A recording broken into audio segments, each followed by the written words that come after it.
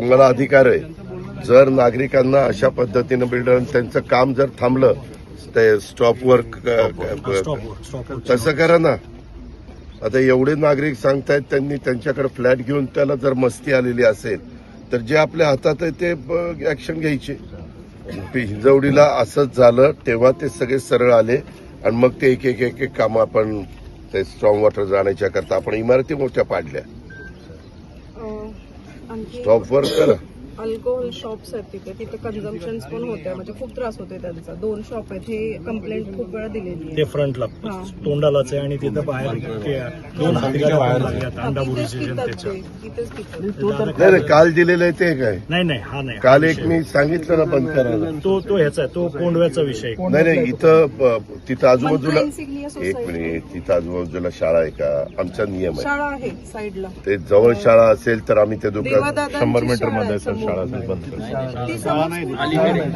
हे बाबा आपल्या नियमामध्ये त्या बसत असेल तर ते माझ्याच हातात मी एका मिनिटात करून टाकतो. सर आम्ही व्हेरीफाय म्हणजे आमच्या कलेक्टर आणि आमचा एक्साईजचा एसपी या दोघांच्याच हातात आहे. तिथे स्कूल आहे. सोसायटी परवीन घेऊन आलती तो विषय.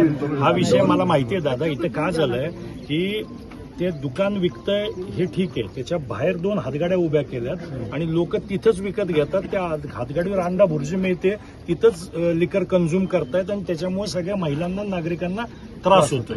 आणि त्या दुकानदारांनीच पुढच्या गाड्यांना भाड्याने दिलेलं आहे आणि आपले लोक त्याच्यावर कारवाईच करत नाही. पोलीस आणि आपला अतिक्रमण तेच की म्हणजे नाही मनोज पाटील तुमची मदत पाहिजे आणि आमच्या पीएमसी कमिशनरांची. तुम्ही कुणाच्याही असू द्या त्यांना म्हणा की आज अशा पद्धतीने झाले, नाही तर तुमच्या दुकान मी त्याच्यावर मग डायरेक्ट माझ्या अखत्यारीमध्ये त्याचं दुकान रद्द करीन. त्यांना म्हणा तशी वेळ येऊन देऊ नका. तुम्ही शाणं बना आणि इथलं हे सगळं बंद करा. तुम्ही तुमची विक्री करता विक्री करा. ज्याला घ्यायचं तो घेईल आणि त्याच्या घरात काय पीत बसायचं पीत बसेल नियमानी. नाही तर पुढे दाखवतील अजित पवार म्हटले पीत बसेल.